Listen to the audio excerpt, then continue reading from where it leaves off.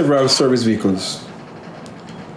4 service vehicle tires were slashed, and the person who was the intended target managed to escape. He is Ranil Hope, otherwise known as Ron. The commanding officer says during the incident, the police, in an attempt to thwart further damage or injuries, fired warning shots. But in response, citizens then blocked several roadways. They lit fires to debris along some of the roads leading to LSPN. The police, with the help of members from the Jamaica Fire Brigade, managed to clear the roadways, and they are maintaining a strong presence in the area. Now, law and order will be maintained in LSPN and the surrounding communities. The police will be conducting investigations to bring the perpetrators responsible for the damages to the service vehicles to justice. These service vehicles were damaged by residents who were unprovoked. He's cautioning citizens against this malpractice of resistance, noting the police are trained and capable of handling these situations. Superintendent Nicholson went on to name several men, including the intended target of Wednesday's operation, to report to the police with haste. The police who have been adequately trained will use legal, justifiable means to defend themselves and government properties. Now, the St. Catherine North CIB, we are asking the following persons to report immediately to us: Ranil Hope, otherwise known as Ron; Tashwayne Balford; Javon White, otherwise known as Bally; Kevon White, otherwise known as Twin; Shamar Domer, also known as Boise; a man known only as Ranger, and a man known only as Prezi. Locals reported a heavy security presence in the area, adding traffic was diverted for most of the day due to the roadblocks impacting neighboring communities such as St. John's Road and Old Harbor Road. The Economy and Production Committee turned its attention to the banking sector Tuesday, where rural Jamaicans remain underserved.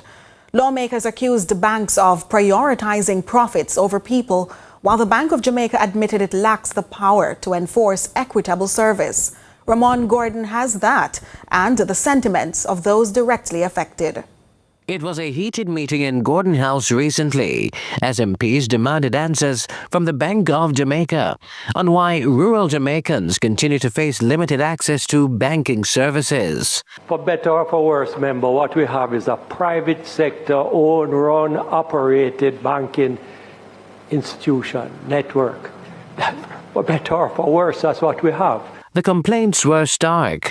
Constituents in places like Westmoreland and Clarendon must travel up to 30 miles to find a functional ATM. It's an issue in Trelawney too. We don't have ATM in that area, if you go Falmouth, there are cards here. And even when you do go in town, the ABMs aren't working. People want money to draw at east and everything will be convenient, not inconvenient. I live in Warsaw, or up in the Alps. And I have to journey from there, pay a taxi fare of $500 or so to get to Falmouth, just to draw from the ATM machine $5,000 to pay a bill. Bank of Jamaica Governor Richard Biles admitted the central bank lacks regulatory powers to mandate ATM installations or penalize banks for poor service. Our legislation is not crafted in a way to give us market conduct powers. We have general moral suasion. We don't have market conduct powers. Biles pointed to the proposed Twin Peaks legislation, which could give the BOJ more authority, but not for another 18 months. Rural folks that produce agricultural products need banking services as well. The committee called for a rural-focused exemption report to expose underperforming ATMs, a step they say is necessary to address glaring disparities. It sucks. The system sucks. Every month then, it breaks down. You can know when a mountain and when a mountain NCB one broke down. There's a receipt come out, no money. Yeah, they on an emergency rush and can't get it same way. I'm like, oh, a few more ATM in a place or something. Ramon Gordon for CVM News. Inconsistent garbage collection remains a problem in parts of the country, including the historic town of Black River in St. Elizabeth. Adrian Williams shares his findings and the frustration of residents. We're here in Black River, St. Elizabeth, and behind me is a sore eye. A sore eye of trash, not just here at the doorway, but all the way through this dilapidated structure. This garbage pileup has been here for some time, and as I said, it goes through the building. If we look a little closer, it goes beyond even what we can see here from the doorway. From the old sugar mill in Black River, we journeyed outside of the town to the Crane Road, Dacres Road T-junction. We're here at yet another location in St. Elizabeth where there is excess garbage pileup. We see bulky waste here and regular garbage here. Even the dogs are having a field day in the garbage. Oh no. Well, you have to live up from there because they might carry a dog, they might carry a dog, cow, all type of shit they might carry come control this. But as they come clean up with it, you don't know people get so much garbage from there, brother. If they clean up it, they buy too much, they full back. Seems that there's nowhere else to dump garbage. Where you dump your garbage? Not putting it on the spot, but where you dump Sometimes the garbage truck come around and then we burn. Sometimes, most time we burn we garbage. Now and again they send a big truck come with tractor come take it up. Now and again, most time we out there for weeks and months. Here, nothing like this one here. One was up in Allington Road and Park Road at Barbary Hall corner, and then it was right at the Parliament guy who run in that area gate, and he have it move. And then this one was here and it never move.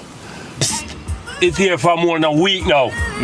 The councillors pass it, the mayor pass it, and then paying a blind eye to it. A nastiness, corruption thing the man them a deal with. Me don't understand what's going on. People need to look into the things them man a run with them people when they come with them politics thing, when they come to the end of time. You understand?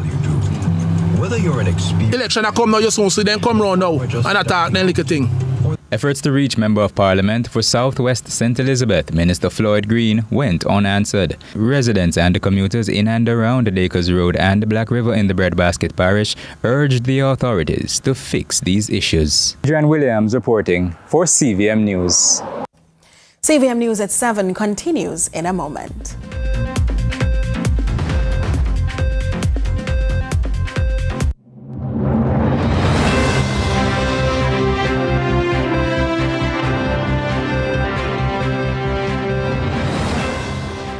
Jamaica's borders is a key priority for the Jamaica Customs Agency. The JCA will remain vigilant and resolute in effectively fulfilling this mandate. The Time brought to you by the Jamaica Customs Agency. At Sagicor Bank, we know that feeling. When you finally find a place that has your name written all over it, where you can settle down and turn it into a home. So we designed a mortgage with everything you need to own your home faster and easier. Including a $2 million line of credit I'm using to go solar. Put down roots with a mortgage from Sagicor Bank. 25 for 25. Millions I give it to 25 customers. Switch to Digi. You could win $1 million. Digicel is giving away 25 mil. It's a great time to switch to Digicel. Visit the Digicel store today. Purchase smartphones as low as $10K. Buy a 7-day plan or higher. Get a top up of $20 US from overseas, or gift the plan for more entries. Any of these could make you a winner. Conditions apply. The 25 for 25 promotion is authorized under Section 58 of the Betting, Gaming and Lotteries Act. Promotion lasts from January 3rd to February 6th. 25 for 25. Digicel. Better connected. Join my private room. Only $1,000 for a grand time. That I know me. We never said that. But who going to believe me? That is correct. $4,350,000. Yes, go ahead. $4 million? I never approved that. Yes, me go doctor tomorrow. So me have to get the money today, no longer. Then no me face that. I never make no record, I beg nobody no money. Deepfakes are AI-generated images and videos made to look and sound like people we know and trust. They're used to spread misinformation, destroy reputations, and are used to commit fraud and scams. Don't fall victim to deepfakes. Protect yourself. For more information, visit broadcastingcommission.org or scan the QR code on screen.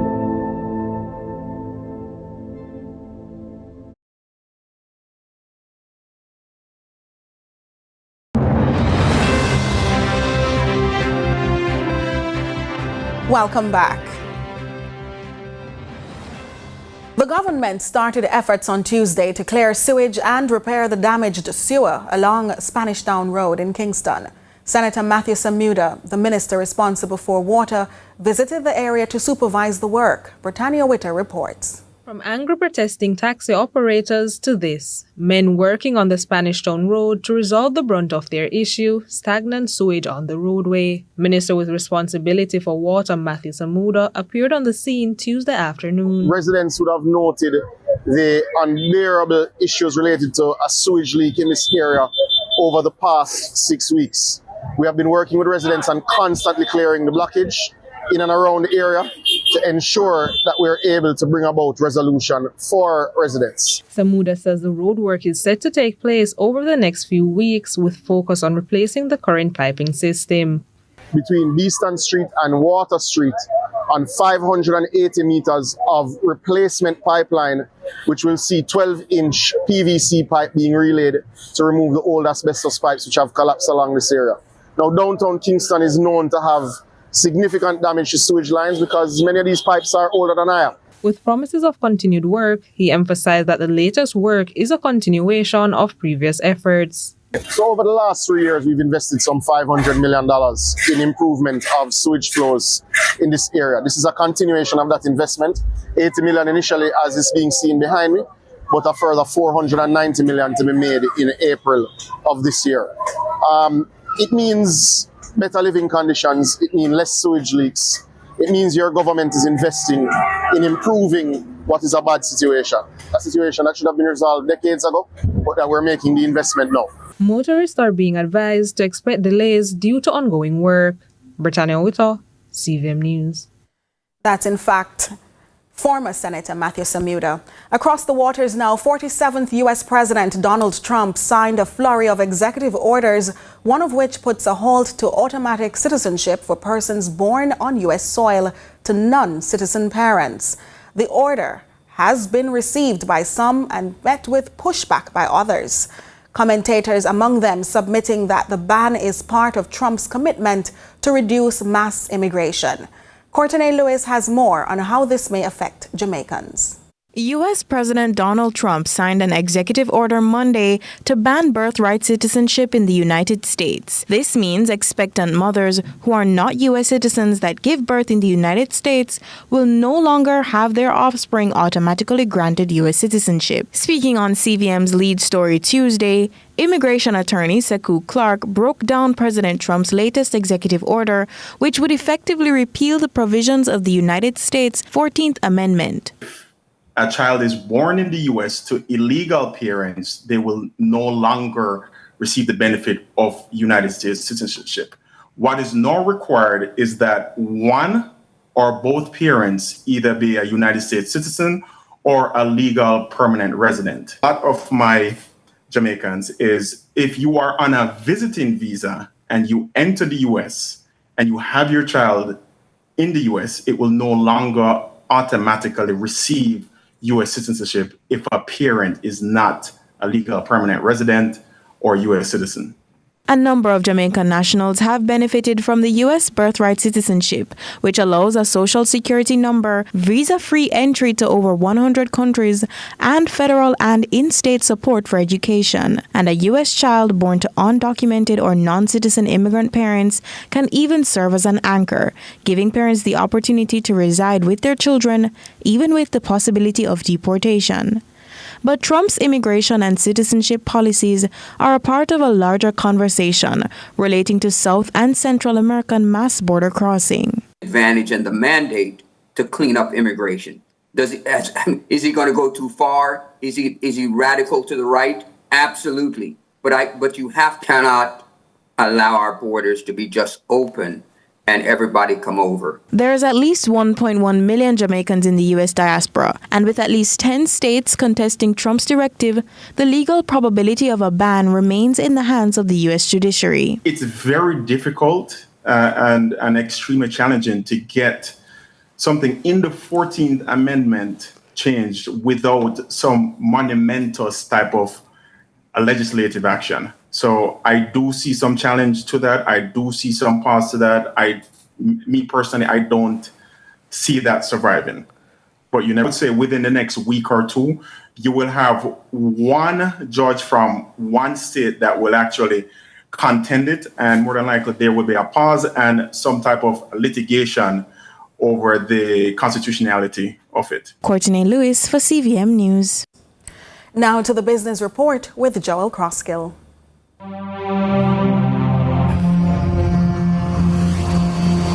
Too much to share with you in the business report today. Emerging from day one of the JSE's 20th Regional Investment and Capital Markets Conference 2025, as awareness of the importance, potential and impediments to the operations of the capital markets were jointly captured by Managing Director of the JSE Dr. Marlene Street Forrest and Chairman of the JSE Stephen Whittingham. I strongly believe that this gathering, which by design is scheduled for the beginning of the year, really plays an instrumental role in setting the tone for the financial markets across the Caribbean by engaging executives, impacting board agendas, and influencing governments. The global shift towards diversified financial products, such as green bonds, sustainability-linked securities, and alternative investment funds, demonstrates that innovation can create pathways to attract new investors. And the region must prioritize creating instruments that meet global demand while addressing local needs. Technology-driven innovation like blockchain and tokenized assets are reshaping how we trade, settle, and invest.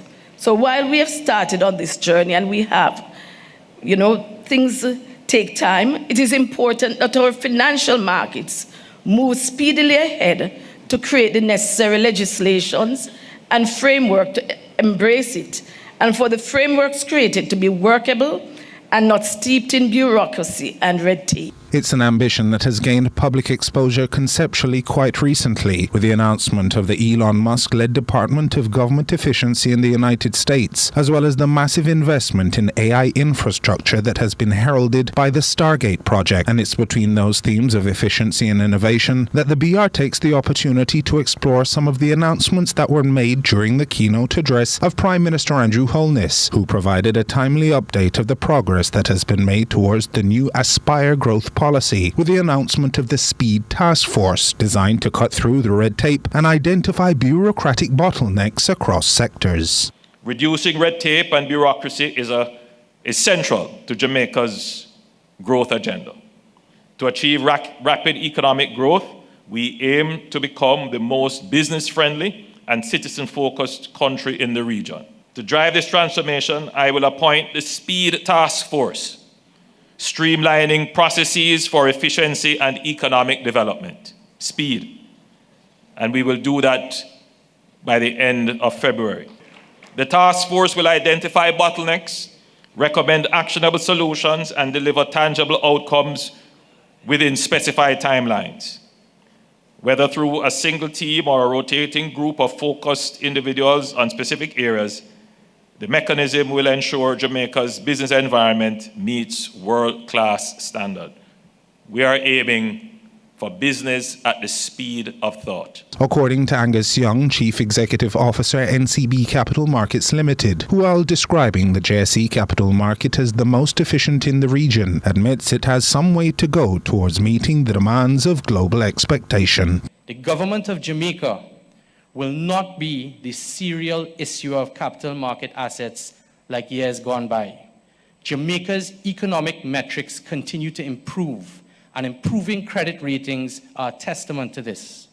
So the domestic capital markets will have to manufacture new assets to live off of, and this brings significant opportunity for further development and sophistication. Prime Minister Holness spoke on the ongoing divestment of government assets, while also teasing additional measures that could have a significant impact on the attractiveness of Jamaica as a financial sector leader within the region, capable of connecting the Caribbean to the world. The government, and we're doing more, the government will very soon be divesting its 20% shareholding in Trans-Jamaica Highway Limited, held through the National Road Operating and Construction Company, NROC. This will be undertaken through a public offer for sale. So that is going to be something that the capital markets can look forward to. Also, later this year, the Port Authority of Jamaica will be divesting a percentage of its BPO assets, again, through a public offer for sale on the Jamaica Stock Exchange. We are exploring tax legislation to incentivize the repatriation of businesses, including their activities, associated assets, and profits to Jamaica. So we know that there are many Jamaican companies that have chosen to domicile in various other jurisdictions. We want to bring you back home, and we will make it very favorable for you to do so. We encourage businesses to modernize and retool their facilities, as well as for investment in technology. We're considering the implementation of accelerated capital allowances. This measure would support enhanced productivity and competitiveness, especially in key industries that drive our economy. Now, I can't say too much at this time, but we are exploring a reduction in the rate of tax on dividends from the current rate of 15%. And that was your business report. I'm Joel Crosskill.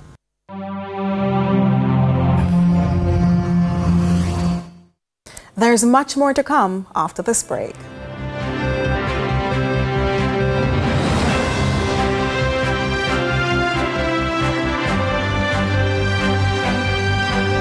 Whenever and wherever. JPS, powering what matters. The time by the My JPS app is 9 o'clock. At Sagicor Bank, we know that feeling. When you finally find a place that has your name written all over it, where you can settle down and turn it into a home. So we designed a mortgage with everything you need to own your home faster and easier. Including a $2 million line of credit I'm using to go solar. Put down roots with a mortgage from Sagicor Bank. Did you know that there are many exciting careers in public health? Join the Ministry of Health and Wellness for its Health and Wellness Career Expo and Employment Fair 2025, Wednesday and Thursday, January 22nd and 23rd on the UWI Mona campus. Learn about exciting and emerging career opportunities in public health. Walk with your resume for on-site interviews for available jobs across the island. Entertainment, giveaways, and free health screening. We've got them. Admission free. A career in health, the roadmap to success. At Hypro, farming is in our DNA, so we know the value of all you do. Whether you're an experienced farmer, the farmer just starting out, or the farmer looking to shake things up, we are here to support you at every step, providing high-quality feeds, chicks, farm supplies, and technical support whenever you need. From chickens to livestock to crops, choose Hypro. Let's get it done together. Would you like to serve your country as an election day worker? Apply at your nearest EOJ constituency office. Bring your valid ID and TRN. Together, we can ensure free and fair elections.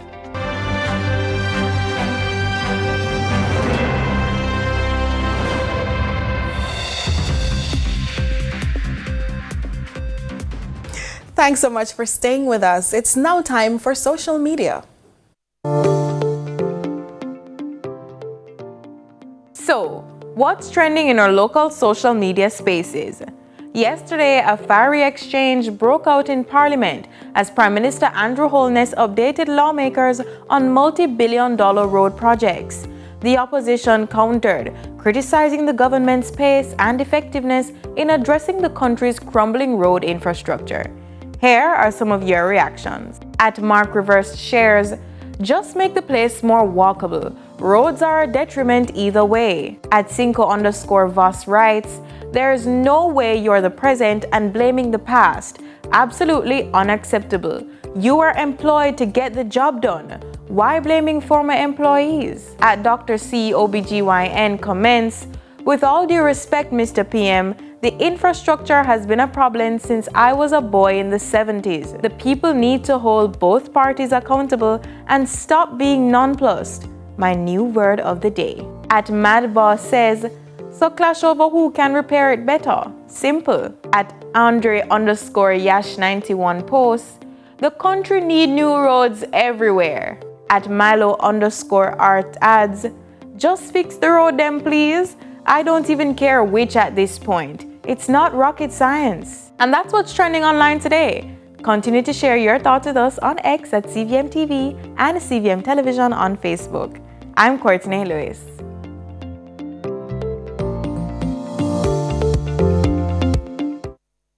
Let's turn to regional and international news. We begin with news in the region. In St. Lucia, Prime Minister Philip J. Pierre has expressed resolve to enact sovereign wealth fund legislation in the fiscal 2025-2026 year. HTS News Force tells us more. A sovereign wealth fund has three key characteristics. It is government-owned, invests in foreign financial assets, and pursues financial objectives. SWFs do not include public pension funds or central bank reserve assets. For St. Lucia's Prime Minister, it's all about securing the island's financial future. The sovereign wealth fund means that the country is going to use the resources to save for the future generation, to create a basis for the country having some reserves in terms of investment so that can be used for the future. Sovereign wealth funds, SWFs, save resource wealth for future generations and stabilize budgets during revenue volatility. Many adopt hybrid models, balancing savings and stabilization, a common approach in developing economies to address immediate needs while securing long-term financial stability. By Trinidad and Tobago, for Trinidad and Tobago and the world were words that shaped the conversation of digital transformation at the launch of a tech lab by the Inter-American Development Bank IDB. That report from TTT News. This regional tech lab comes at an opportune time when frontier technologies such as artificial intelligence, the Internet of Things, and big data, among a host of other things, continue to be seamlessly integrated into various aspects of our day-to-day life. Minister of Planning and Development Penelope Beckles, at the launch of the Inter-American Development Bank IDB Tech Lab, revealed that in collaboration with the health sector, the digital handling of files will soon see a transformation termed as one patient, one record. Similarly, the Minister of Digital Transformation shared insight on the modernization of the water sector to enable the Water and Sewage Authority WASA to deliver services efficiently. The mention of the WASA project with the IDB had to do with water distribution, water measurement, the ability to move water around, control of pumps and that kind of thing. They have a control room that's built by themselves using their own people to do it. And it's an example of the revolution, I think, that has happened in Trinidad and Tobago. And in international news, President Donald Trump announced that 3 leading companies would make a large investment in artificial intelligence infrastructure. OpenAI, SoftBank, and Oracle will form a joint venture called Stargate with a plan to invest $500 billion. Al Jazeera tells us more. Together, these world-leading technology giants are announcing the formation of Stargate. So put that name down in your books, because I think you're going to hear a lot about it in the future. A new American company that will invest $500 billion at least in AI infrastructure in the United States and very, very quickly, moving very rapidly, creating over 100,000 American jobs almost immediately. This monumental undertaking is a resounding declaration of confidence in America's potential under a new president. Let me be a new president. I didn't say it, they did. So I appreciate that, fellas, but it'll ensure the future of technology. What we want to do is we want to keep it in this country. China is a competitor and others are competitors. We want it to be in this country, and we're making it available. I'm going to help a lot through emergency declarations because we have an emergency. We have to get this stuff built.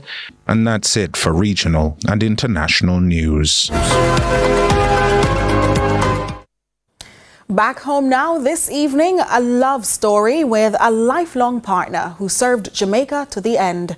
It's time for Living the Life with Curlin Brown.